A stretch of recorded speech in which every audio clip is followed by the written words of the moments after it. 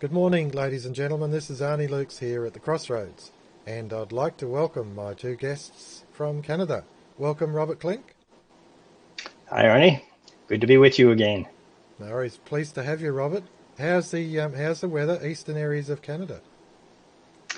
Oh, a little bit hot for me yet, but I was reading about uh, heat waves in Great Britain of Hmm. earlier times, and there was one in 1868 where apparently 20,000 people died of the heat.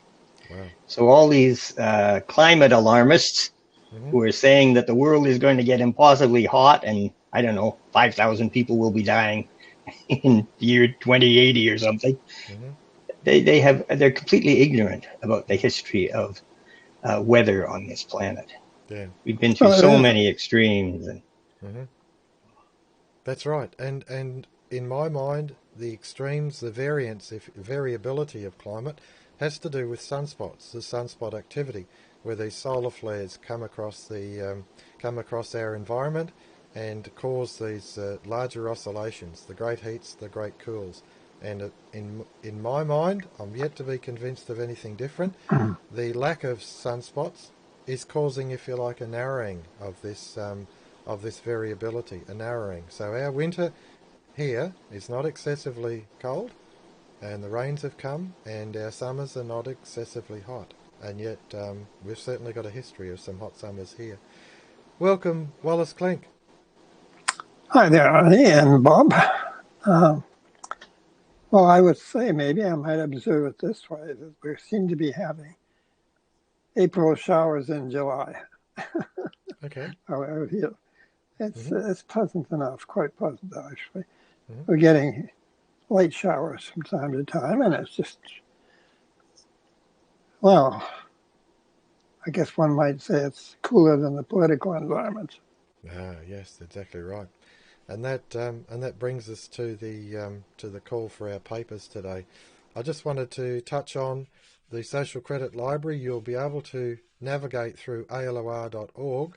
The Social Credit Library is here on the right, and of course the principal works of C.H. Douglas you'll find. In particular, today we're looking at something called credit power. Credit power, the ability of to exercise power through credit creation. Credit Power and Democracy is a book of interest. Now, the newspapers today Sydney is going to have another week extension of the lockdown, and the our political entities have determined that we've got some type of framework in order for us to comply to the framework, and then the lockdown will be lifted. But of course, we'll never achieve the framework, so the lockdown will never be lifted. And snap lockdowns are now part of the standard operating procedure within our political realm. Now, I wanted to look at something here, and this is a call for a world tax. A call for a world tax. Now, the G7s have come up with an international tax reform, and this sentence here by Josh Frydenberg. He is our treasurer, and he's in this. The challenges of digitalisation and globalisation is a critical group of words. Digitalisation and globalisation, and I needed to have a look at some other articles within the Australian Financial Review about this proposed international tax, and it led me to this article here. Where is it about Biden as a tax? And they make reference to BEPS reforms, which took me to BEPS actions, base erosion and profit sharing, base erosion. So it's actually looking at the fact that companies will move offshore or go to tax havens in order to exploit paying less tax. And these actions here by the OECD, this is the actual official website, OECD website, and there it is. There it is. It's to do with digitalisation of currency, digital currencies, and so they're looking at actually taxing through digital currencies. So not only is it an international tax, but it's also removing or taking a step away from national currencies into digital currencies. Digital currencies, of course, are capable of identifying the spend of every single individual on the planet, every single purchase that they make, every payment that they make is identifiable, and that's what digitalization of currency is about. And of course, these different actions, controlling foreign governments, if you like, tax practices, really, really important website to have a look at it. Country by country reporting, mandatory disclosure rules, and a multilateral instrument. So in other words, it's across nations, all nations. We are now going to be reporting to a world government. That's what it's about. So mandatory rules, so it's all countries are going to be subject to this new tax law. So this is the introduction of world government legislation. This is what it's about. We're no longer entering into treaties or agreements. This is actual legislation that countries will have to adhere to. This is where we're going, and it's very, very important to consider what Frydenberg is actually saying in Australia, and I'm sure is being said in other countries if you're paying attention. So Epoch Times, a regular provider of reliable news services. I tend to see them as arguing dialectically, but they're still doing, I think they're doing a good job. I go to them every day, as well as the Gateway Pundit. So you've got alternative news sources. Very, very important to consider. Mary Simon, a proposed new Governor General for Canada, coming from the Canadian Broadcasting Corporation, as is the others historically. So that places our thoughts on the table for today, at least initial consideration, and that is world government, world tax, and in a digital form, doing away with national currencies. Very, very important ramifications towards the sovereignty of every nation. Why should they report to an international body? Why should they?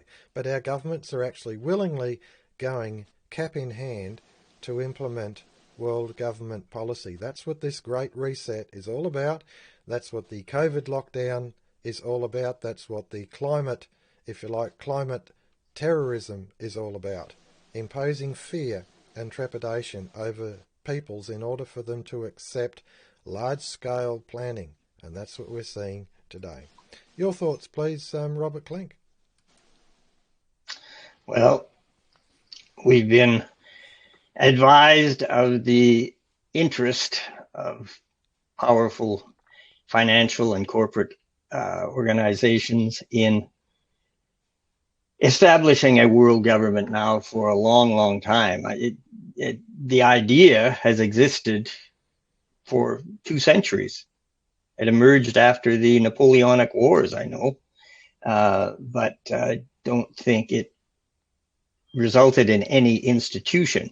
Then after the First World War, they had the League of Nations, and after the Second World War, which was a sort of a precursor to a world organization, and then the United Nations after the Second World War. And they're just tightening the coils of this thing around every nation in the world now. And with the advances in technology, they have many new opportunities to make this thing irreversible and unchallengeable. That seems to be what they're doing. So they're talking about a new tax. Aren't they always talking about a new tax? They're never talking about abolishing a tax.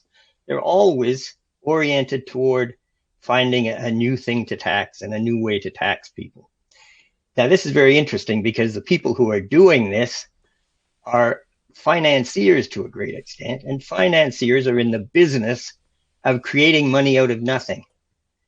So they create money out of nothing, but they want to extract it from the population of the world. I think there's a contradiction there.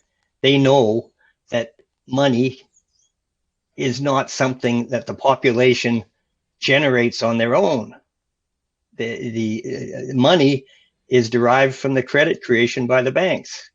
So it's a strange thing that they're constantly pushing this idea of taxing the population when they know the real value of money, which is that it's worth nothing except as a system of accountancy to measure cost and income flows. That's its true purpose from the social credit perspective. Social credit as espoused by Major C.H. Douglas. Anyway, taxation has always been a means of control because money is a means of control. And if you can arbitrarily tell people that they owe you money, then this is a way of contracting their opportunities and making them more and more dependent on you. We can see with this COVID crisis now that the goal of government is obviously to reduce every person to a state of total dependence on the state. And this taxation program is just another aspect of that. I don't know if people are familiar anymore with the old slogan, no taxation without representation. Well, just who's going to be representing who in this new system of an international tax? The population of the world, ordinary people of the world will have no representation in this scheme at all. We barely have any representation in anything now. Our parliaments are half closed down and our systems are not working because oppositions are so intimidated that they're not functioning as oppositions in parliamentary governments. So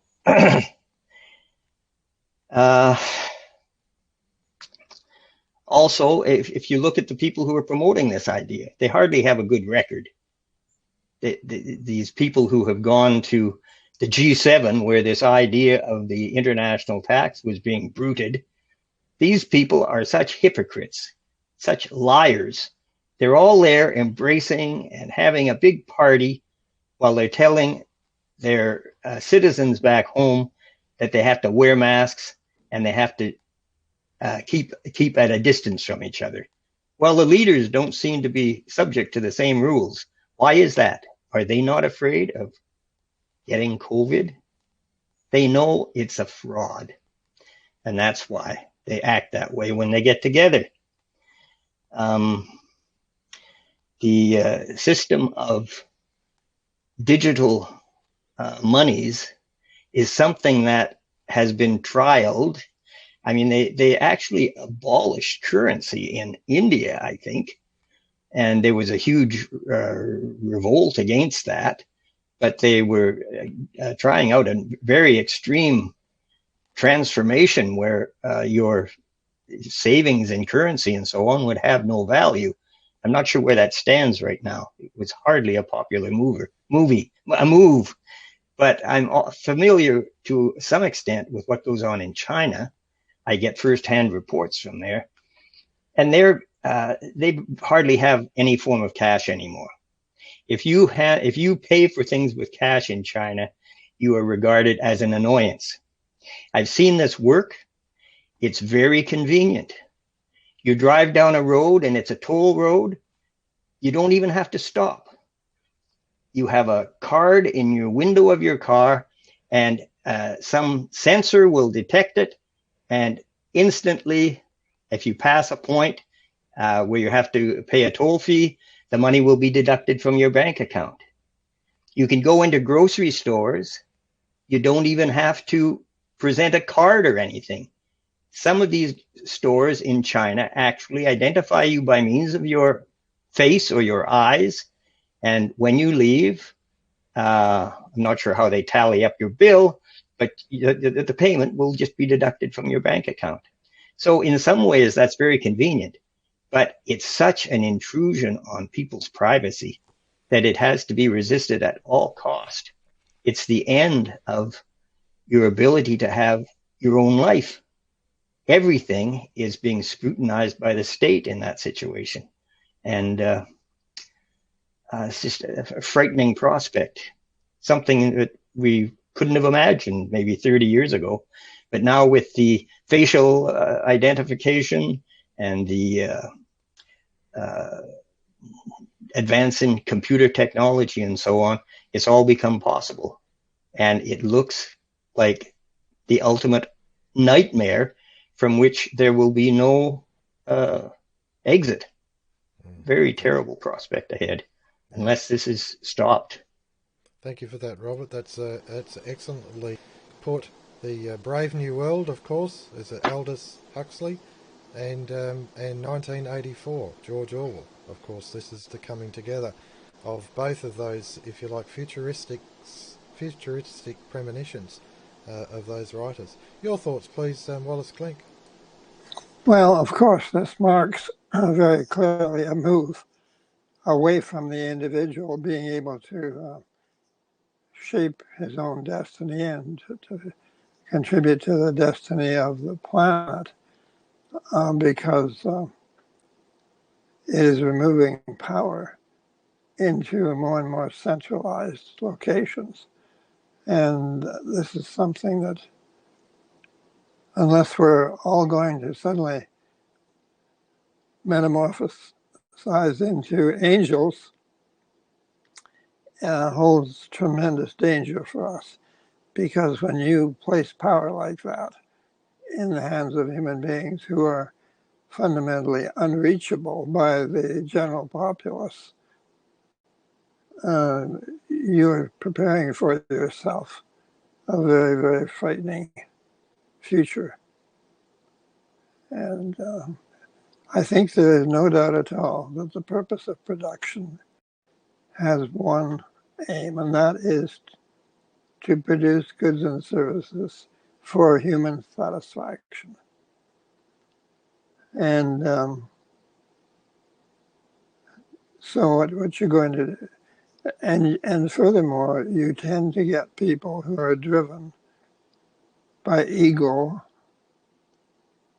and who are striving for power over their fellow man, not always with the clear intent to do harm, but it almost always ends up that the situation is that they do harm because they're motivated by their desire for power. And if you have a situation instead where the consuming public is determining the nature of production and services by their support of it, by the use of their own purchasing power, then you have the basis of not only political democracy, but economic democracy. And economic democracy, Douglas said,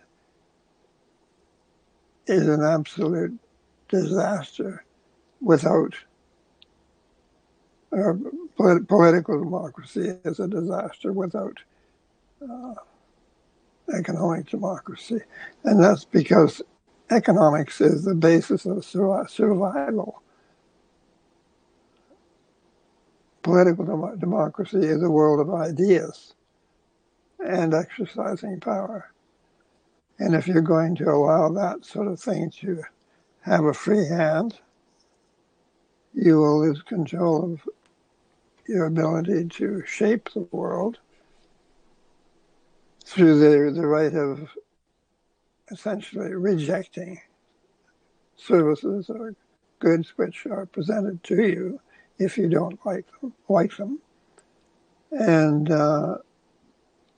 that just opens the floodgates to tyranny, because those who are anxious to control you and the world will have a free hand. If you cannot, as a consumer,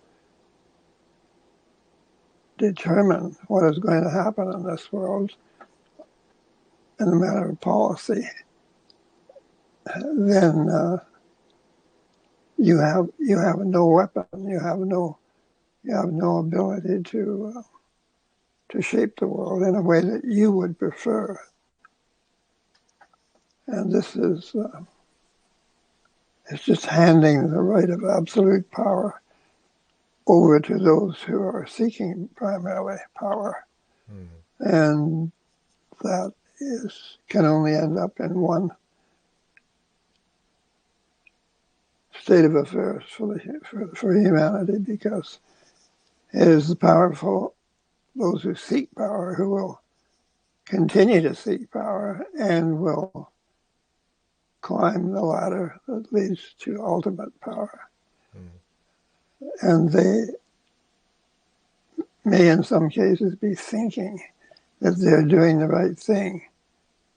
But in fact, a situation like that is filled with inherent dangers and disasters. And you should be able to tell from history, going way, way back to ancient times, Rome. And, you can see that power tends to, when power is not challenged or challengeable, it will run rampant. Because the type of people who want to exercise power are the type of people who will do their best to maximize their control over human events. Yeah. Now, there is no need for any world government. And, if you take the Christian messages seriously at all,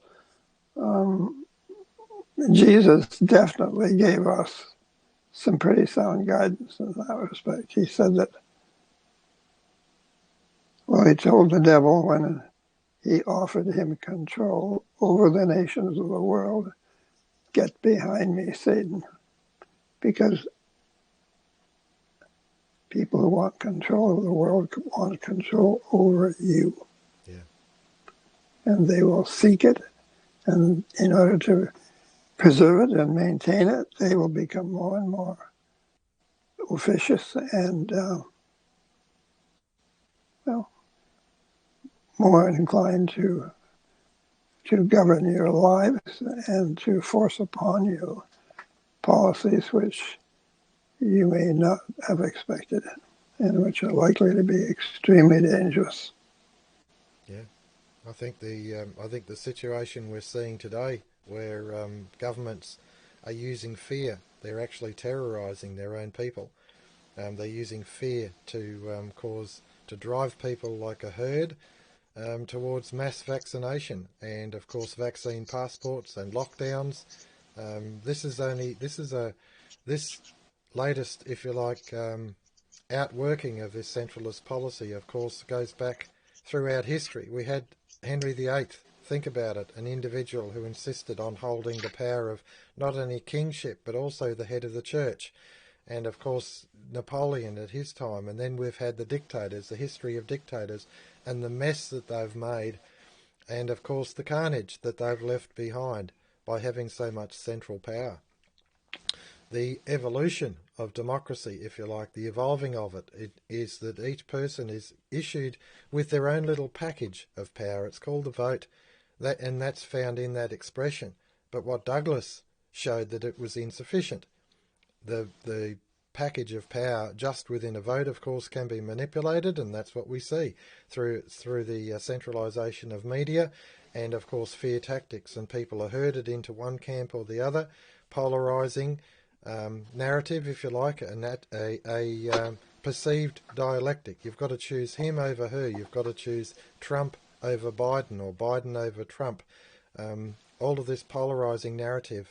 Two choices which are really no choices at all, especially if the people who do control things control both choices. And that's what we're seeing. That's the outcome. And the proposed dividend payment to every individual is if you like, it's a deconstruction of this power, a deconstruction so that you're handed your little bit of financial power to exercise your free choice as you see fit. It's coming to a head. It's either self-government or it's world government. You're either going to make those decisions for yourself or someone else is going to make them for you. And bear in mind, when you say world government, when you say international government, what you're doing is you're saying that another human being, just like me, just like anyone here, another human being is going to make decisions on your behalf for you. And yet they do not know who you are. They do not know your individual idiosyncrasies, your needs, your desires, your wants, whatever. You become a slave to another person. And that's what this is about. This is a program to enslave the entire world. Your thoughts, please, Robert Klinck. Well, that's exactly right, Arnie. You mentioned the dividend proposal in social credit, which is a way of equalizing the productive capacity of our economy with the consuming ability of consumers. And there's a great disparity between these at the present time, something which is very illogical. Douglas said the purpose of production is consumption.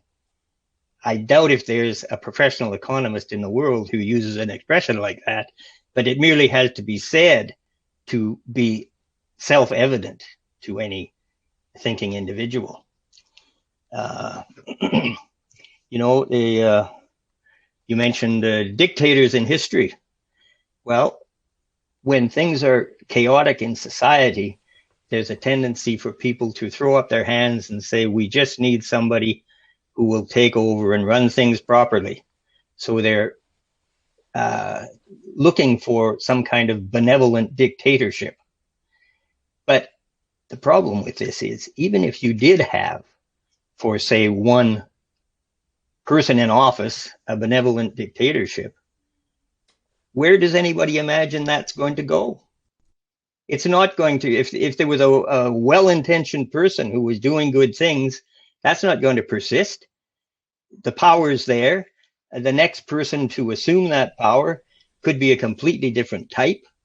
And this is just why this concept of surrendering your own power to another individual, to some sort of dictator over society, is a preposterous notion.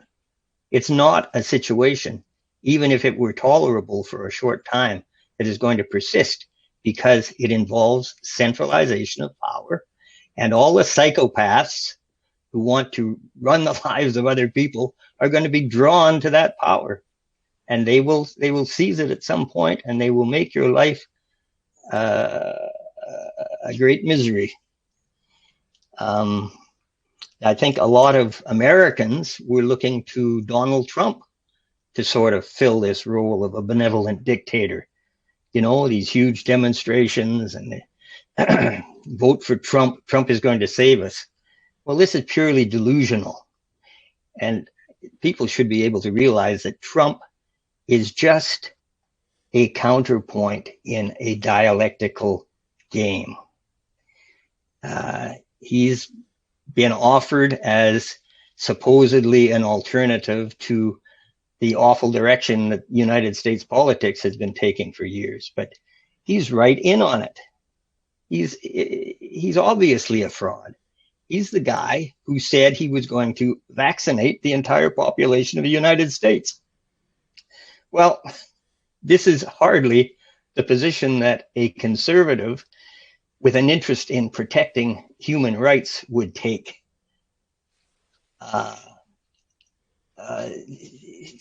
There were a number of things he did like that. He seemed apparently to lay a trap for all these unfortunates who were being prosecuted in the United States for supposedly being insurrectionists on that January 6th invasion at the invitation of the Capitol Police of the Capitol building.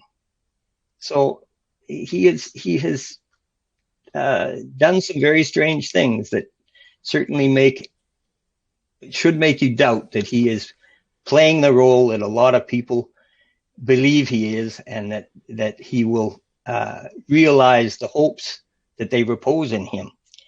I remember that his daughter, Ivanka, was involved at one point in a policy of establishing a world job registry. You know, this is hardly make America great again. This is completely integrating the United States into a world economic scheme. I don't know where that ever went, but I remember seeing her interviewed on TV, and she was all proud of the fact that she'd been given this responsibility of promoting a registry of available jobs for the entire world. And she was saying how we will match people in all countries to jobs in all countries. Well, this sounds like a mad scheme, and also sounds like something that's completely unnecessary in order to have a functional economy. But this is the kind of scheme that those people have been involved in. I do wish that people would be a little bit more, as particularly those Americans who've surrendered all their political initiative to this one man. It's a dreadful thing to do. So this is your political power. Now, when you talk about a national dividend, I emphasize that this is unconditional. This is not money that there might be a conditionality of citizenship, but every citizen would benefit equally from this dividend, and it would be unconditional. You know, the banking system creates money unconditionally. They have this control over the money in society. Well, why do they have it, but the citizens of the country do not? I mean, it's a puritanical prejudice that conceives of all income having to come from work. Now we have machines doing the work. We have production without human labor. And this is an increasingly true statement of every economy in the world. I mean, even third world countries now are advancing quite quickly along those lines. And yet we are told we have to work in order to have the income that enables us to draw on our productive system, to make use of the things that our economy is producing. This is insanity, and it's so inconsistent with the principles of Christianity. Christ never gave benefits to people conditionally. He fed the masses on the hill. He fed the crowds on the hill with loaves and fishes.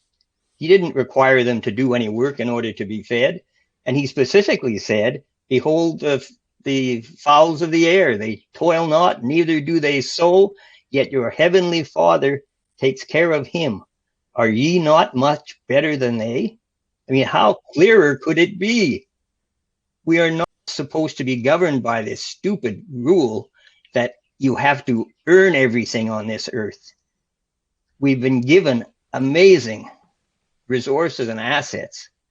And if we can extend these through our ingenuity, through the inheritance of knowledge that we have going back generations and generations, we have all this, then we should be doing it. And we should be doing it in a way that with the least bother to everybody involved. And you can't do it with the least bother if you have a policy of full employment, which is not only perverse, but it is very destructive to the environment. You have all these environmental groups who are carrying out their lobbying activities. There's not one who will say that we should take this abnormal pressure out of the economy because there is a deficiency of buying power in relation to our productive capacity. If that balance was reestablished, then you would take the pressure out, and you would also remove this mad competitiveness. People want to get a bigger house and a bigger car and more cars. I mean, possessions turn out to be a prison, you know, if you have enough of them. And I think people would be content with a relatively simple kind of life, but they would have assurance that they would not be threatened with the loss of their livelihoods and with punishments on themselves and their families, because a job is the only passport to economic security. I mean, there has to be some new thinking in this area, and really some institutional changes. And the key one, of course, is to fix this financial system. It's a dictatorship. It's a dreadful thing. How in the world we've allowed this tiny percentage of the world's population to get into such a position of dominance over everything that exists, it's simply through ignorance. And this is why they want a world government, because they're always subject to exposure. They're running a crooked system, and if the population of the world became aware of it and understood its nature, how it's being worked, then they just couldn't do it anymore.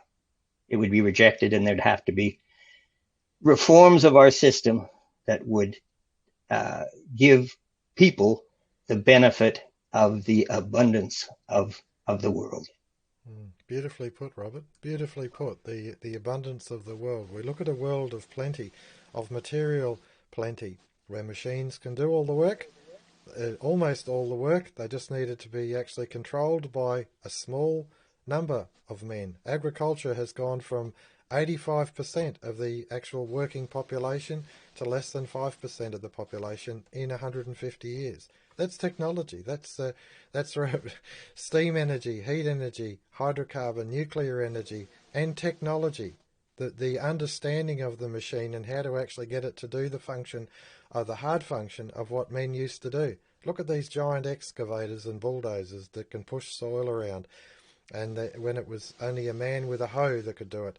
And of course now these giant combine harvesters that can harvest so many acres per hour. So many acres per hour. I mean, this is incredible. Not even be operated with human people. That's right. They're running on computer programs up and down the fields. That's exactly right. No man has to be involved. Yeah. Isn't it extraordinary? Global positioning. Where are the benefits for the population? We're looking at starvation if they don't fix this COVID thing soon. That's right. Exactly right. Anyway, Wally, it's your turn on the floor, so welcome to your thoughts, please. Well, as I think we have indicated, it's a social order and an economic order that is directed toward the acquisition and the centralization of power for the sake of power. And that in itself is a distortion, because the human organism needs certain things in order to survive. And I don't think it is more work. It is adequacy of production and distribution. And we have gone far astray because we have more or less convinced ourselves that distribution is not the most honorable thing, and not unless you've suffered a certain amount of inconvenience in order to earn it. These things are a gift from God, a gift from nature, a gift from providence. You know, I mean, we're subject, in a sense, to the same evil as those who are seeking power over us, because we accede to that situation. And not only that, we tend to condemn ourselves. As a matter of fact, sometimes people who are just primary workers, they can be every bit as puritanical as people in a more favorable or fortuitous situation in life. And it's a recognition that, at least it's an attempt to justify the recognition that humans create all things that we can use. And that is so completely absurd. It's in the modern age, technology and general technical advantages have been so enormous, and yet we quiver in the face of it because we're afraid that maybe in a place where jobs are more scarce, and that's one place where it's really good to have scarcity in essential work. But people tend to associate morality and ethics and all things meritorious to how much work you're doing, which is a very, very conceited. I referred to it as the conceits of man. I did refer to it at a public meeting once, and one gentleman who was quite prominent in the social credit circle, and I used quotation marks around the word social credit. I referred to technology and leisure and so on, and I must say he was supposed to be a prominent figure in the social credit movement. If looks could have killed that man, look at me would have done it. He was totally puritanical in his fundamental outlook upon life. And the problem with the Puritan is he's not just puritanical toward himself, he's puritanical toward other people. And that's why you should fear very, very greatly when people like that do actually achieve power over society, because they're the least qualified to exercise that kind of tyranny essentially.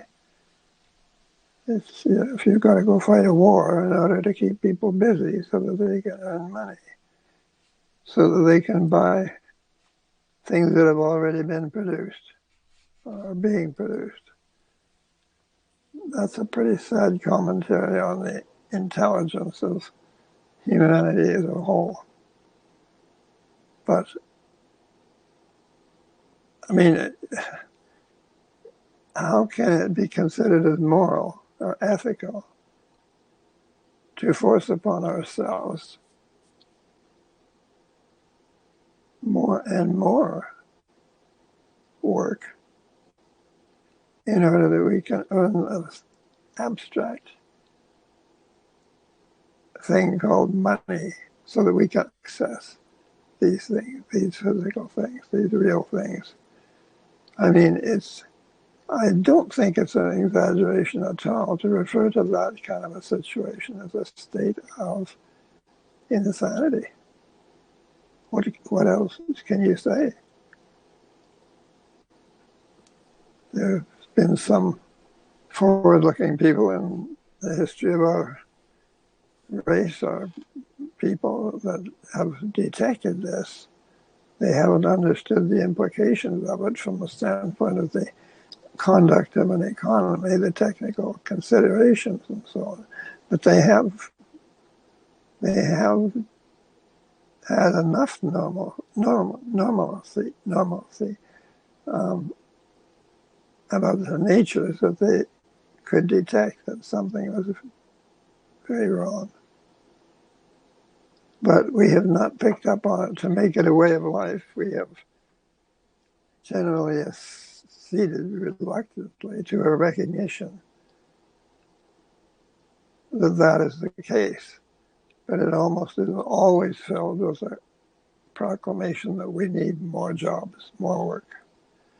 I don't know what's going to happen when we actually get to the point where we simply can't find any more work for people. Well, I guess we're going to just have to strive more and more to take up artificial causes and activities which are completely unnecessary and which lead us into doing things which are not good, such as war or artificial activities which really contribute nothing to our standard of being. In fact, they force us into activities which are almost always, distorted and abnormal, unnatural. Things which we would not, as normal beings, even think of doing, much less becoming slaves to the idea. I was talking to someone from a religious standpoint just a while ago, and this person said that we're going through a period of discomfort now with the way things are being run. But when that is done, there's going to be a marvelous world when we can enjoy the benefits which come to us naturally. And I thought to myself, you've got the right outlook, but you sure don't have the right technology or the right practical means to get there. But it was good to hear them say that. If they could just understand what bars us, what occludes us or prevents us from achieving that state of affairs, they'd really be on the right track. That opens up an entirely different thought process, Wally, and that is that the situation we're in is because we've actually turned away from God. We've actually not looked to God for the answers.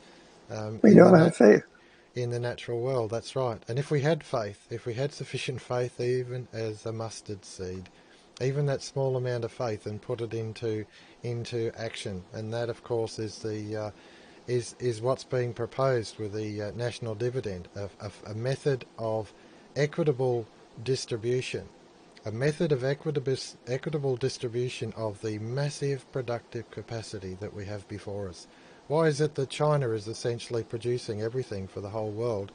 Why isn't Australia or Canada or America producing sufficient for their own people? And then, of course, with the robotics advanced control, it means that what's going on in China doesn't have to actually transport all these goods, raw materials to China, and goods and services back from China. So it's actually ecologically, environmentally, it's more sustainable that we actually do. And of course, once you have the confidence that the system actually works, then this fear that grips the world, that actually puts us in the point where governments impose tyranny over us by this method of injecting fear into the population. And don't think that it's accidental. It's not. This is quite deliberate.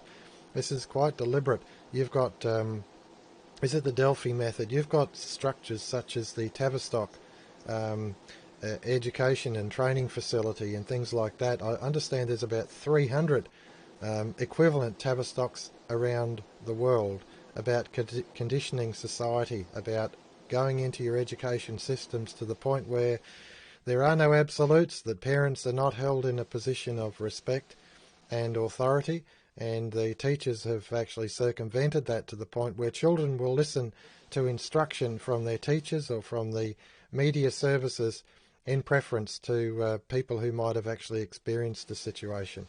It's a deconstruction of our culture, a deconstruction of our families, our traditional role models, and it's an injection of a foreign philosophy, and that philosophy really is quite transient. And this is where we are. We have no confidence in ourselves, we have no confidence in the system, in our institutions, and yet the institutions are the build-up of millennia of experience, of millennia. Our limiting constitutional governments, limiting the power of government. Why do they insist on limiting the power? And we're seeing it demonstrated today. Limiting because it can become so corrupt to the point where it's a dictator. Imposing hardship, imposing restrictions, limitations on every facet of your life. Medical, for instance, started with what? Something as arguable as the injecting fluoride into the water supply. And you say, well, okay, this is good for your teeth. No, that was the argument it was good for your teeth. But in actual fact, it's not.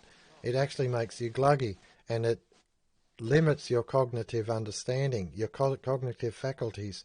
It limits it. Fluoride is actually like putting plaque on your brain, and it slows people down. And it's actually used as a drug by the circuses who have animals. They actually use fluoride to calm the animals down so that they're more easily controlled. And these sorts of things, you've got to think about it, think it through, and just look at it and say, well, hang on, this government, surely it's benevolent. No, it's not. It's not. It's dictatorial, and it's working behind the scenes to control you, and you're controlling your thinking and controlling the narrative every single day. Your thoughts and closing comments, please, Robert Klinck. Well, one good thing that's coming out of this COVID crisis, I think, is a realization on the part of many, many people that the government is not their friend, that the government that they assumed was benevolent, was concerned with their well-being, really couldn't care less about them, and actually is somehow responsive to some influence outside of the population that causes it to impose hardships on ordinary citizens that are leading to drug problems and suicides and bankruptcies, absolute ruin for so many people who invested decades of their lives in building up something that would provide them with some security. And overnight, that security is pulled out from under them. It's got to be really, maybe not on a scale yet of the world wars, but it's a crime comparable. It's just indescribable. And they're allowed to do it, I think, because the cohesion of society has been shattered by so many means. And there was a time when there was a general conviction in the population that was Christian. There was an understanding about Christian principles, that there was a Christian culture. And this caused people to have a feeling of commonality and to pull together, you know. And that has been systematically undermined for decades now. I think that we're seeing a revival of it. So maybe that's another good result that will come from this COVID thing, that people actually will have some kind of spiritual renaissance. I think it's certainly making a lot of people think, and it's obviously making a lot of people look somewhere else than to government for the hope of the future. We cannot live without hope. There's no point living if we have no hope, you know? And a lot of people are despairing these days. It's a terrible thing. So social credit, Douglas's social credit was a vision. It was a vision of a society operating on a sort of rejuvenated principle. It was, to the maximum extent possible, give everybody means to create their own life, to control their own life, and sort of to keep out of each other's hair. Now, it's not a Christian thing to separate yourself from your neighbor to the extent that you disregard his problems if he's in need of help. But if there's enough in society for people to control their own lives, and there certainly is, then there shouldn't be this constant interference of one group in the lives of others. This is this Marxist concept that you have to be interfering constantly with everybody in society, dominating them, telling them what they should be doing, well, it's the end of any kind of organic development in society, which means that you're never going to have a natural society evolve.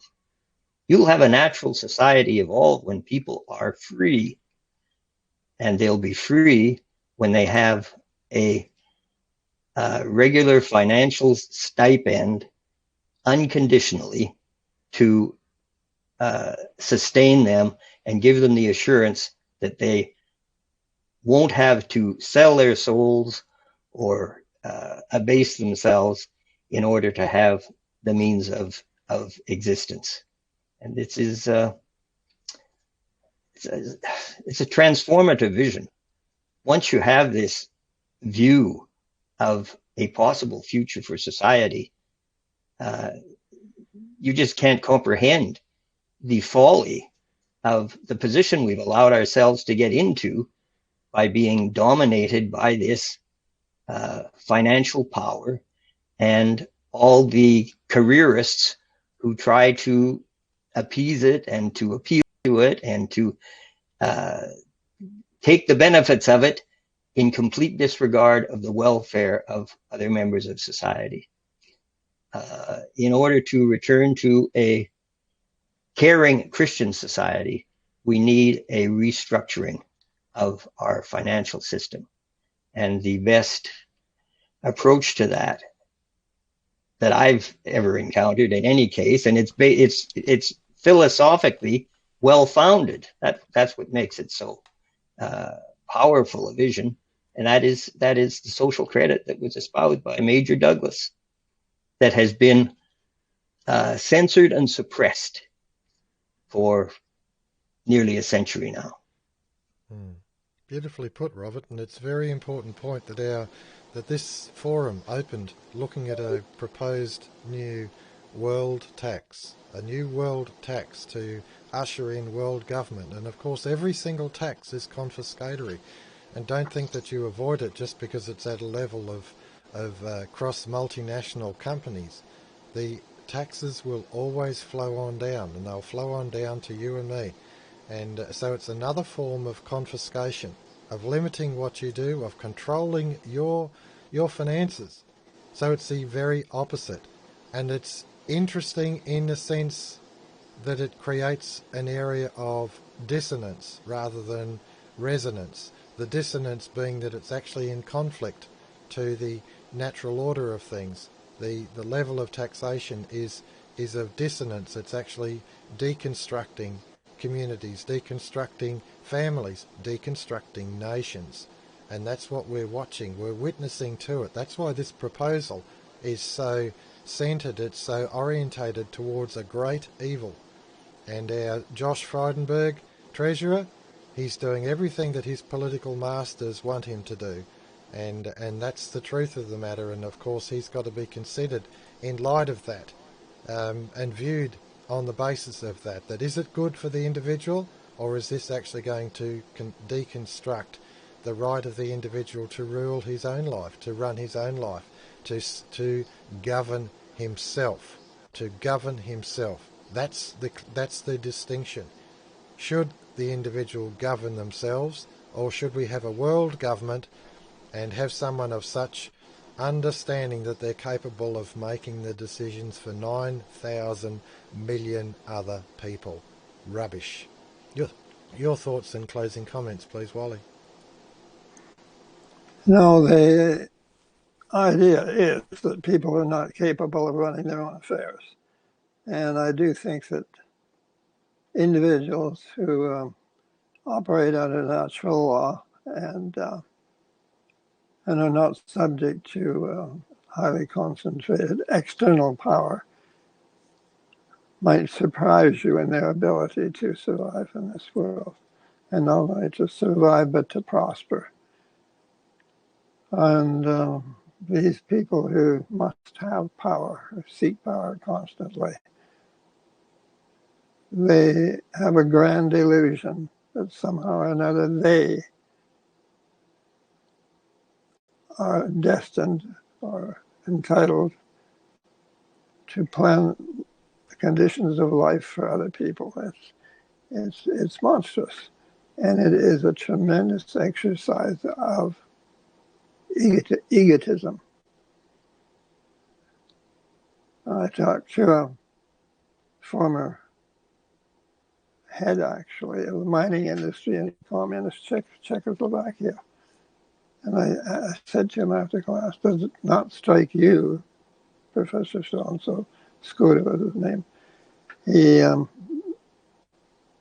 that the idea of a certain select group of self-appointed people can sit at the top of a mountain and decide how everyone else is going to live their life, what they're going to produce, what they're going to consume. Then it strikes you as extreme conceit and egotism. And he looked at me, he said, yes. He said, when you think about it, it is. That's true. No, there's such a thing as natural law. And given an ability to exist and to control people's behavior without interference from other mere humans. I don't mean to deprecate humans when I say that, but I'm saying that they are such. I mean, what are we in terms of the universe? The overall plan of things, assuming it's a plan.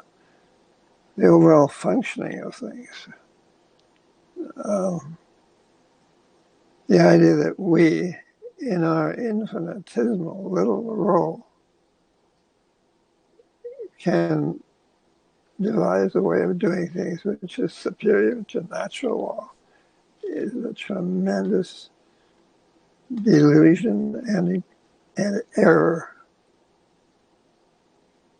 because the universe is full of abundance that we are just beginning to see now with the recent tremendous advances of technology and so on. Things that we wouldn't have dreamed of in a short time past. It's really quite amazing. And we have no way at all of knowing that the trend will not continue. I mean, sometimes you would think that God has given up on us in terms of our feelings toward our fellow man, our generosity, being so judgmental. It's just when you look at the short time in which is passed for most of our highly developed means of production, it's really astonishing. It's almost as though something is driving us relentlessly, pushing us along this way. And we just, to date, have not shed ourselves of the unfortunate dictum that derives from the Old Testament, that we all must earn our living by the sweat of our brows. That's not a very hopeful outlook, but it's one that has certainly dominated our activities, our thought patterns, and so on in the past. And we have to escape from it. We have to release ourselves from this delusion. And the idea of an international taxation system, my goodness, that is, you don't hear these people talking about dividends for everyone. If they talk about a guaranteed annual income, they only talk about it in terms of stealing the income of others and redistributing it. But it's not talked in terms of a profit that is distributable, which in fact is what it is.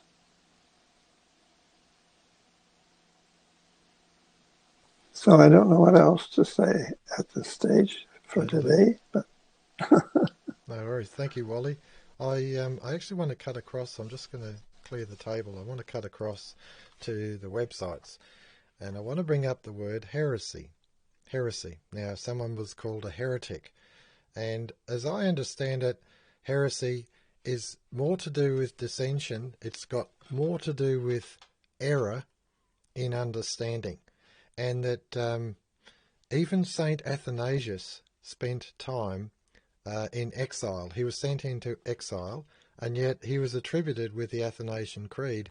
And very, very important to understand that in that, if you like, the evolution of thinking, when they were trying to understand the nature of God and they came up with the creed, Saint Athanasius was attributed with it, but I don't know that he was actually the only source of this thinking. It was a culmination of thinking over a period of time, and he was finally attributed because he probably suffered the most in order to bring this understanding into being.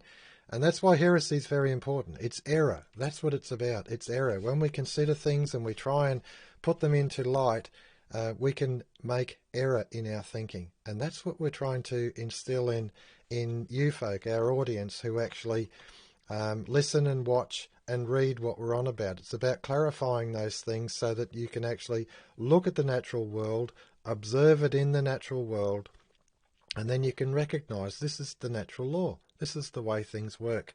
And a culmination of all the things that we are doing, this is our website here, our main website, alor.org, where our videos, this one, episode 25, we're recording number 27 at the moment. 26 will go up this afternoon or tomorrow. And so we're about a week in front of what's actually on the website.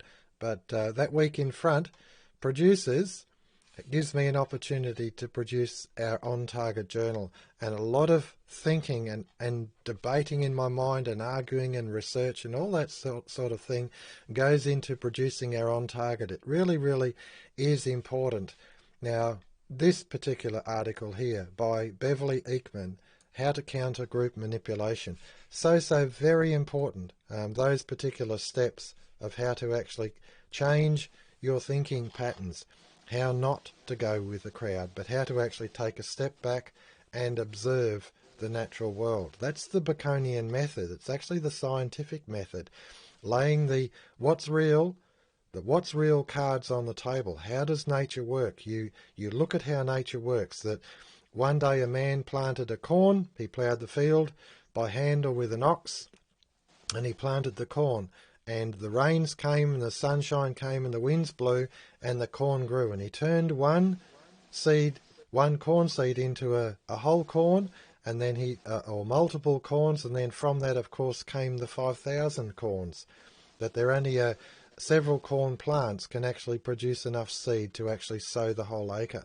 Very, very important that the natural world is one of multiplication, of abundance, of how Jesus turned the loaves of bread and the fishes into an abundance that fed the 5,000. This is how he did it. He did it in quick time, what he does every single day in normal time. What we see, what we observe, that's what the natural law is about. So how does the natural world behave? Look at what it does. Lay that card on the table. Observe it. Challenge the theory, the concept. How is it working? How does your immune system work? Does it work by clean, fresh air, clean water, sanitation, a proper sewer system, by eating healthy, by growing natural foods, by eating natural foods, without pesticides, without herbicides, without all those sorts of injections of counter-nature things? And that's why organics to me is so important. These things, we're looking at the natural world, we're trying to understand it and implement it and bring these things about. And of course, the closer we adhere to it, the natural world, and eating well and eating healthy, the stronger our immune system is. And therefore you then look on this whole sort of intervention of saying, well, why do we want to put a spike protein into our body that can go to anywhere in the body and attach itself to different organs, including the brain? Why do we want to do that? To interfere with the natural world when we don't actually even understand the natural world. We need to take a step back and lay those observable cards on the table, and then based on those observable cards, come up with an understanding. Only the observable cards. Don't get something theoretically in your mind and say, well, this is how it is, like abstract, like algebra. It's a theoretical concept in order to try and understand something. Don't get confused in it. Look to the natural world every time. How do people get on? How do they get on? if you had a loud and boisterous neighbour who had a gun, would you want to live in that environment? Well, that's what your government is proposing. A loud and boisterous neighbour who's got a gun, who can impose over you. That's the dictator. And then you'd hope that they'd be benevolent.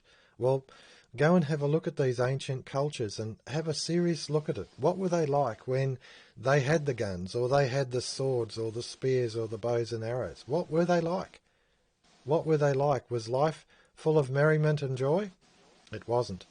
It wasn't. It was actually full of bitterness and full of hard taskmasters and things like that, of power, of this consuming power that corrupts the nature of people. And that's why I think it was at Acton, all power corrupts, absolute power corrupts absolutely. And that's where we're at, this absolute corruption of power, where our Treasurer, Josh Frydenberg, is proposing a world tax for world government based on a world financial system. That's what he's showing us. That's what these documents are showing us. He's proposing these things that give us all the power, give us all the kingdoms of the world. And what did Jesus say? Get behind me. Love the Lord your God and only him, with all your heart, with all your mind, with all your soul, with all your strength. The first and greatest commandment. And the second commandment, which is like that, is to love your neighbour as you love yourself. Josh Frydenberg, I don't believe you're demonstrating love for your neighbour. Only love for yourself. Thank you so much, Wallace and Robert Klinck, for today. It's always good, these forums, and for us to go and explore the, if you like, the deep roots of some of these things that are actually going on in front of us. Thank you, Arnie. Yes, Arnie, thank you very much. It would seem that your treasurer is living in a world of scarcity, and he cannot see a world of abundance. They all are, Wall. That's it. That's right. And that's the point of it. If there is a world of abundance, then there is nothing to fear. There is nothing to fear except fear itself. And perfect love casteth out fear. Yeah.